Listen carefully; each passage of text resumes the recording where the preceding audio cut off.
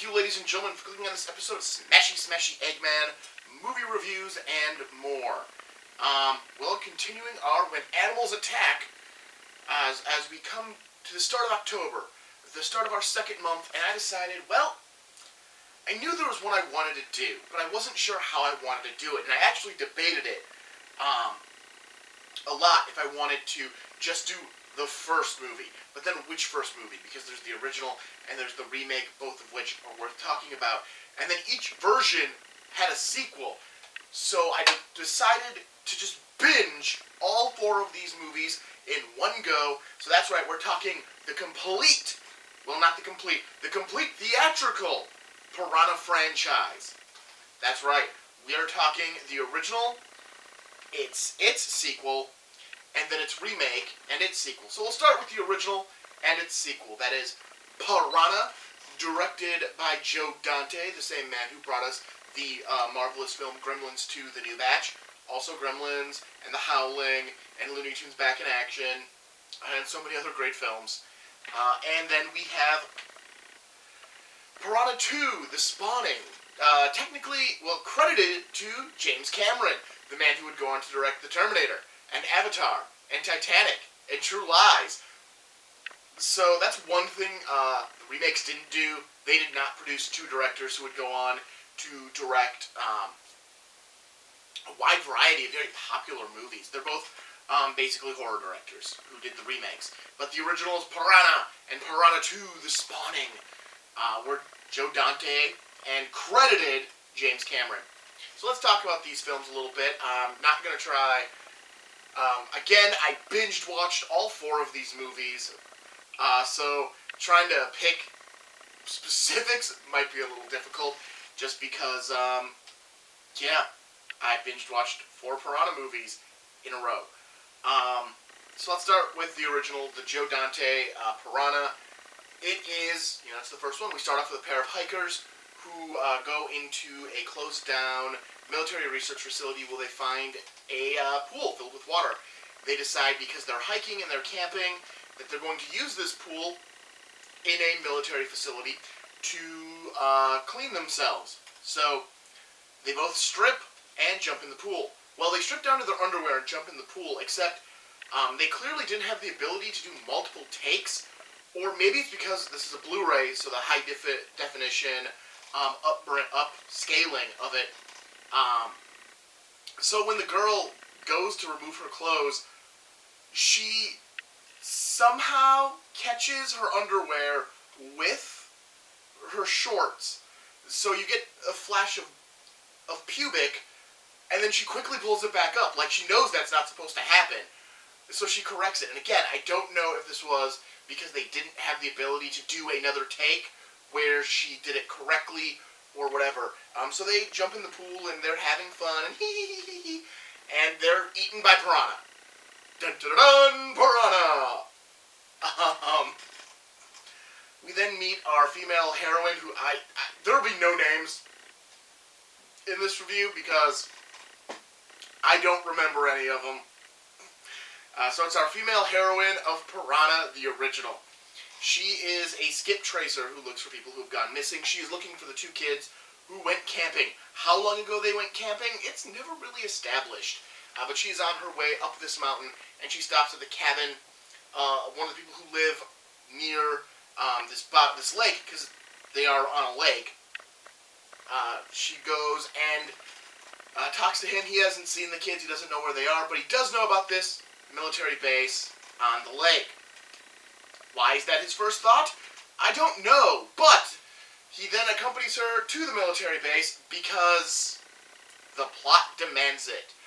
It is a really weird scene because he does go, no, I'm not going with you, and then he's just with her.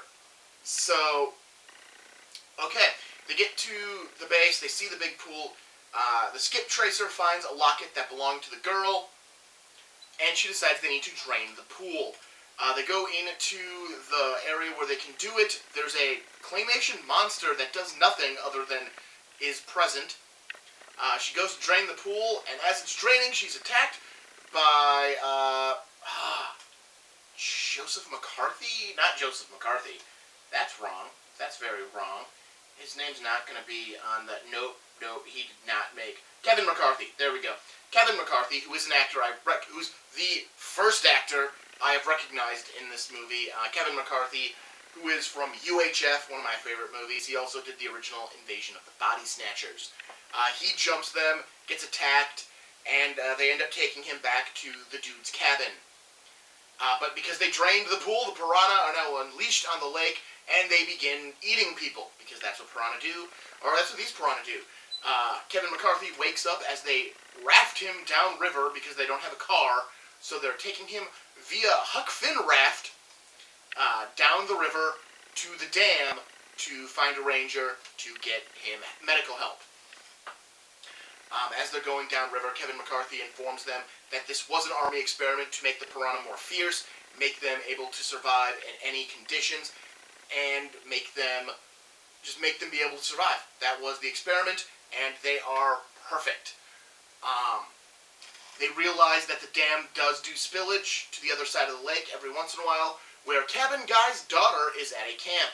This is where we meet the second actor I actually recognize in Paul Bartle, who is in Chopping Mall and a bunch of other B-horror movies. He is the camp director, and we meet some of the campers, and Cabin Guy's daughter is afraid of the water, yet she helped him build the raft that they are rafting on. They find a kid whose father was eaten by the piranha, who's stranded on a boat, and Kevin McCarthy jumps in the water because his character is no longer needed for the plot of this movie. So Kevin McCarthy is eaten, and the raft is destroyed. Cabin Guy makes it to the dam before they open the spillway, so the piranha do not get spilled over.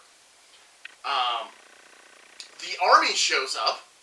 Again, I don't know where they were located and where they're coming from, but the army shows up.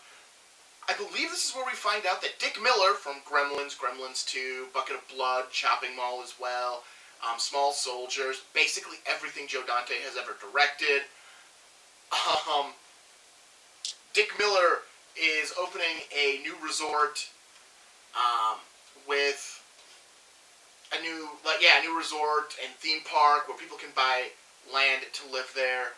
And the general is in on it, and they don't want to know about the piranha, but they believe the piranha never ended up at the dam, that they actually took a different path around to get around the dam, because they're apparently that smart.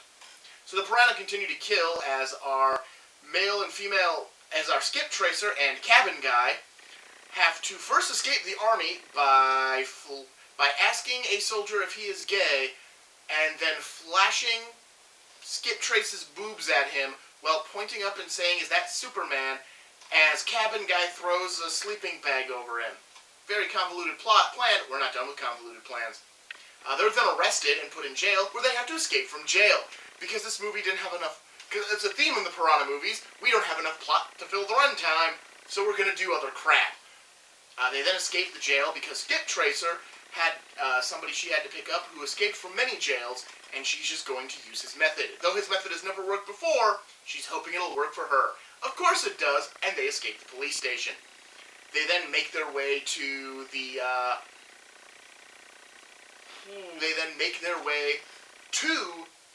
resort. As they try to warn the resort and make it to the summer camp. The summer camp is having a rafting race, and the piranha attack and kill many kids. But luckily, Cabin Guy's daughter is so afraid of the water, she wasn't in the water, so she takes a rubber boat and tries to save two of the counselors. One of them gets on the boat, the other gets eaten, because somebody needs to get eaten. Cabin Guy and Skip Trace arrive at the camp, save some kids, and then head off to the resort where the piranha attack. More people are eaten, and we're just going to move right along. Their way of destroying the piranha is to use a smelting factory that's been shut down and releasing a bunch of the smelting stuff into the water. Unfortunately, the control room is underwater for plot, and so Cabin Guy has to dive in. However, he ties a rope around his waist, another thing that will happen in many of these movies, before he dives in, so he can be pulled away in 60 seconds, because that's how long he can hold his breath, or 90 seconds. I forget how long he can hold his breath. It's either 60 or 90 seconds. He jumps in, he gets attacked by piranha, but he's able to release the smelting crap, and the piranha dies. He's pulled away by the boat. And that's how Piranha ends. Oh, Piranha ends with them saying, "Oh, we got them all," but then you start hearing the Piranha noise, because the Piranha make a noise when they're schooling. You start to hear that noise in a far-off land. So we get to Piranha 2, the spawning, or I forget what the actual, like, on-screen, because it wasn't called the spawning on-screen. It had a different name, and I can't remember what it was at this exact moment. We do not pick up where the last one left off. We are not in a foreign country. We barely touch on the original. And we are now at an island resort. Island resort. Where an army ship has sank a few months earlier, and some people go to have sex inside of the wreckage, where they're eaten by piranha. While the scuba instructor, who is our main character, who will be referred to as Scuba Instructor for the remainder of this video, goes to take a group of divers to the wreck, but allows none of them in. One of them, of course, goes in and is eaten by piranha! She wants to see more of this, so she wants to break into the morgue, so her best student,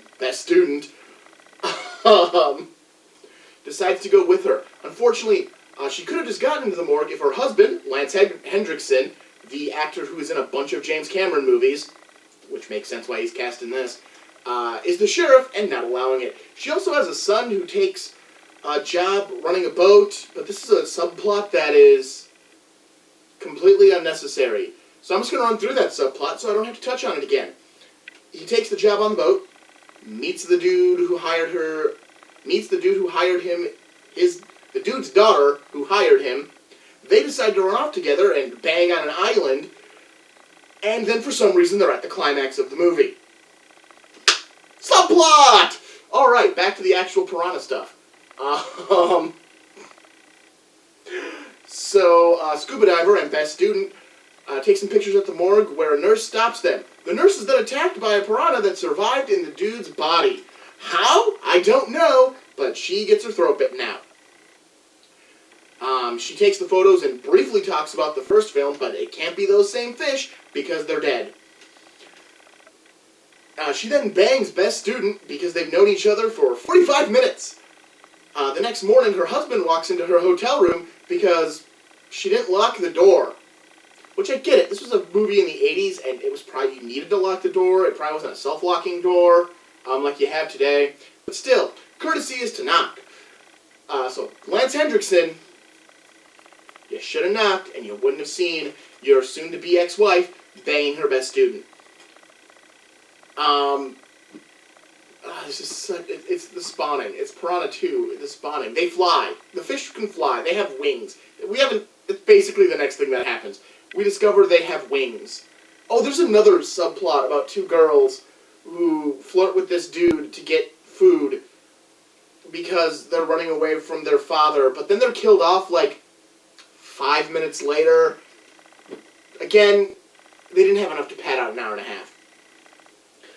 The fact that the spawning is the subtitle is because apparently a specific type of fish spawn the first full moon after the summer equinox, I believe they said, and that's the spawning they're talking about. Which I'm just going to jump ahead because I've already talked about the piranha having wings. That during the spawning is when the winged piranha jump out of the water and start eating people. This leads our scuba instructor and her best student to go out to the water to blow up the wreck, hoping to kill all the piranha. While they're blowing up the wreck, this is when Son and his bang buddies show up and are part of the movie, and they're saved by Lance Hendrickson. Lance Hendrickson then decides to gun the boat. Scuba instructor grabs the anchor as best student blows up with all the piranha in the boat. That's right, we've blown up piranha, so no matter what, the Piranha series goes on the blown up animals list. We've done it in one movie, I'm covering 4, but you know what? I'm not going to give it a point. We're going with majority, so we're at 50% right now. 50% doesn't get a point yet. 50%. And that's basically where the movie ends. She grabs onto the anchor and gets pulled away. So again, somebody grabs onto something and gets pulled away fast by a boat. Alright, so Piranha and Piranha 2 the Spawning. What's their... we have practical effects in both movies. Actually, Piranha does a really good job of covering up the fact that it was a low budget and that they really didn't have the money to do Piranha effects. So they really did keep it to the camera kind of being the Piranha and the bubbling, turning water on the surface. And, like, Piranha 2 wanted to show more. I think they had a slightly bigger budget. So they tried a little more. The Piranhas look fine as puppets. The flying doesn't look terrible. It's just... Piranha is a much more interesting film, whereas Piranha 2 The Spawning gets real draggy in places, just because it knows where it wants to go, but it just it takes so long to get there, and you've thrown so many unimportant characters that you just don't want. Like, you're introduced to all these characters thinking it's going to be like, we're going to follow all these characters, but really either nothing happens with them or they're killed off shortly after you meet them. Which works in horror films, but only works for like the first 1 or 2 kills. If it's a bloodbath horror film, you need to give a little more establishment to each character as you go through the killing spree. Overall, I'd say watch the original. If you want to watch something ridiculous, watch Piranha 2 The Spawning. It's an interesting film, to say the least. Of course, Piranha would get a TV movie remake, but I'm not covering that because 1, I don't own a copy of it, and 2, I'm only talking theatrical animal attack movies.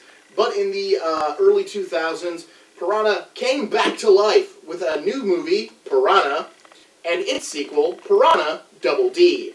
Both of these were 3D movies, and I've never seen either of them in 3D, but watching them I can see the effects and kind of just understand what they were going for. It would have been your standard 3D crapfest, to be perfectly honest. Alright, so let's get into these movies. So, Piranha. The remake of Piranha. What we have here is Victoria Lake. It is spring break, and there's a huge group of college students coming down to invade this town and party, which they do every year. Richard Dreyfuss is in the beginning of this movie, drinking beer and then getting eaten by piranha after an earthquake opens a hole in the ground, allowing the piranha out. Yep, that's how the piranha get out. Earthquake, hole in the ground, eat Richard Dreyfuss. Alright, moving right along. We meet Elizabeth Shue, who plays our sheriff in this movie. She has a son, a 17-year-old son, and two younger twins, about 10 to 12, boy and a girl. Her son is supposed to be watching his younger siblings, but he's been given an offer by Jerry O'Connell to join him on his Wild Women shoot, which is basically Girls Gone Wild. He decides to join because he's met one of the girls and thinks she's very attractive because she's very attractive.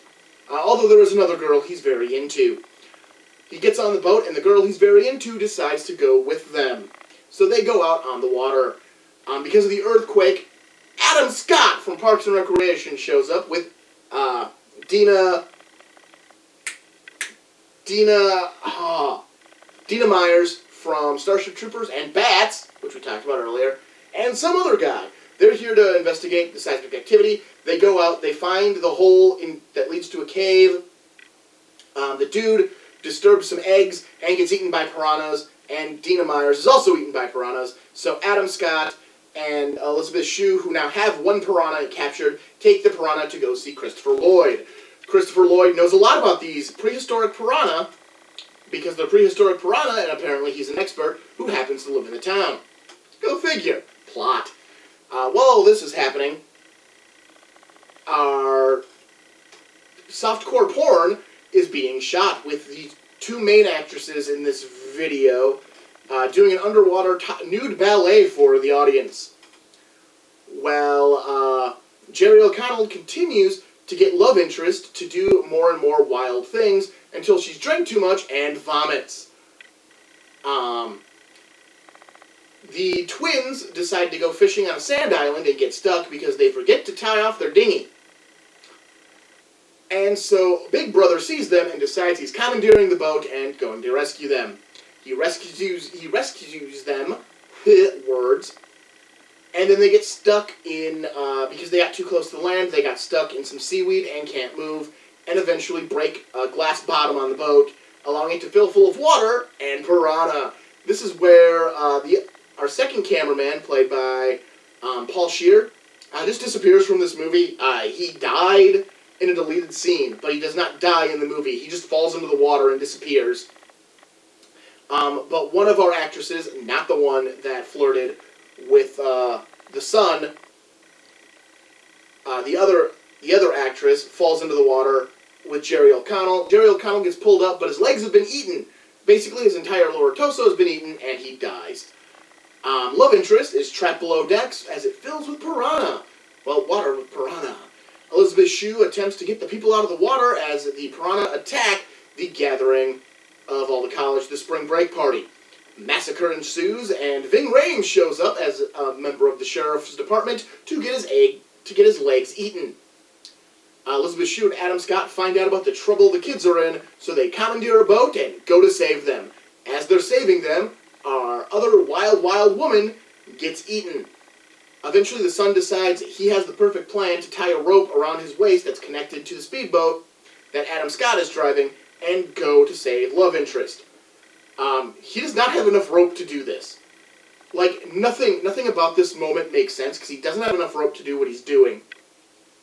Also, the way he gets in the water, he's running the rope up around the boat. And much like the other two movies, the plan is for them just to get pulled away real fast. He also activates some propane tanks and takes a flare, and right before they get pulled away, they begin to get attacked by Piranha, and then they get pulled away and the whole thing explodes, killing the Piranha. So again, we have another explosion, so now we're at one non-explosive movie, two explosive movies, and a third movie where somebody gets pulled away at the last second by a speedboat. Everyone's happy because the Piranha are now dead, and Christopher Lloyd gets on the radio saying that the Piranha they killed were only the babies. Adam Scott asks where are the adults, and then gets eaten by one. It's a giant Piranha. This brings us to its sequel, Piranha Double D. Where again, much like Piranha set up the idea of the piranhas being in a foreign country, or surviving in salt water, and which was never played upon, the giant piranha are referenced at the beginning of the movie and never touched upon again.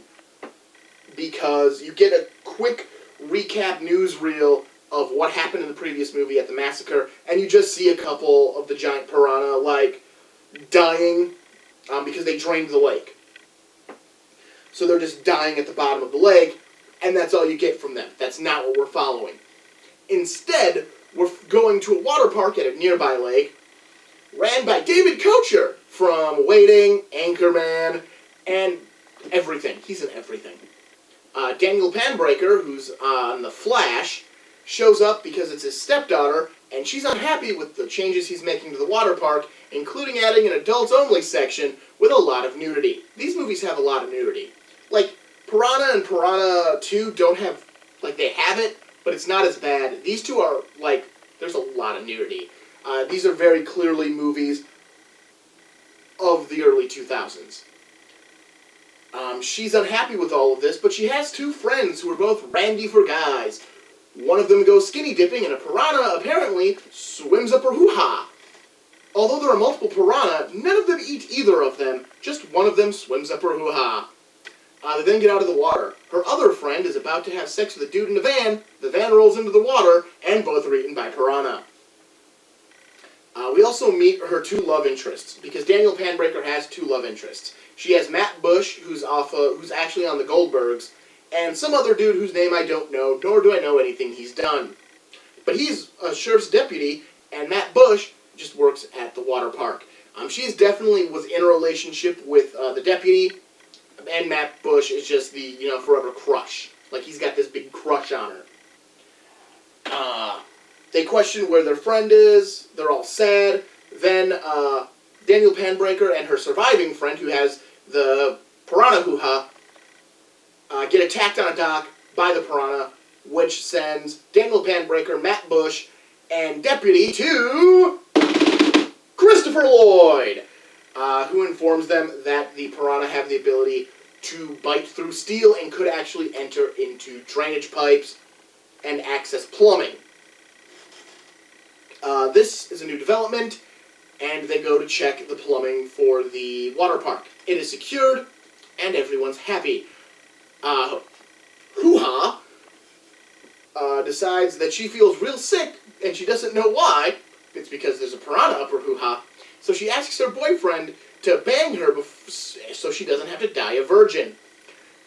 He does, and the piranha comes out of the hoo-ha and bites his pecker off.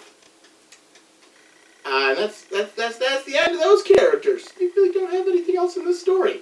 We get to the day of the grand opening of the new and improved water park, and we find out, dang David Koechner, trying to cut corners and save money, has drilled a secondary well down into a underground lake, which is where piranha live.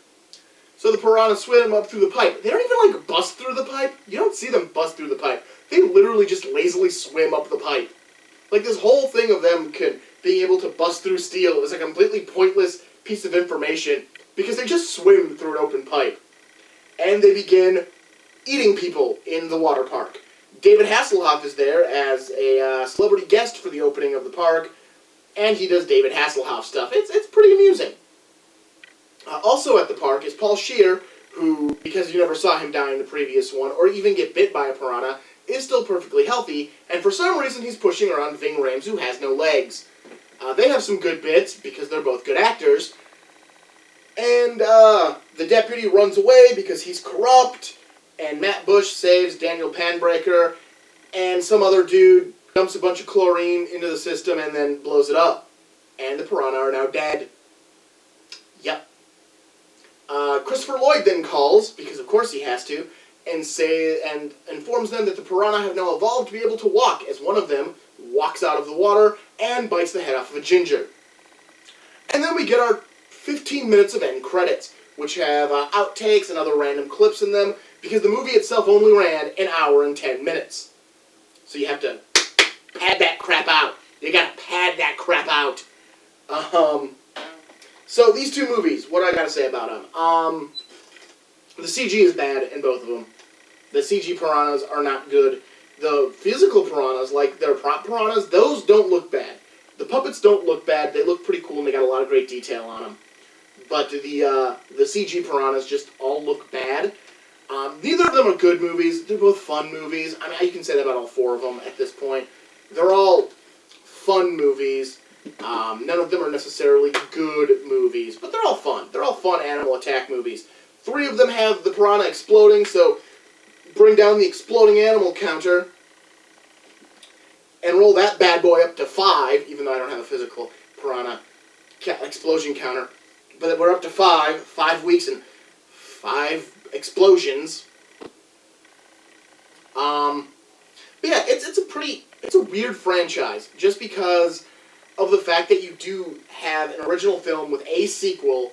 Both sequels decide to ignore what the original set up as the continuation of this story and create their own stories by basically one deciding to go back to basics and the other one deciding to make them fly.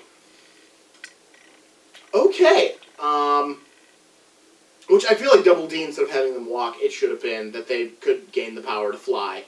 I think that would have been a nice callback to Piranha 2. Given the fact that this was also a sequel, I think it would have been a nice callback. But it is what it is. Overall, again, these aren't great movies. They're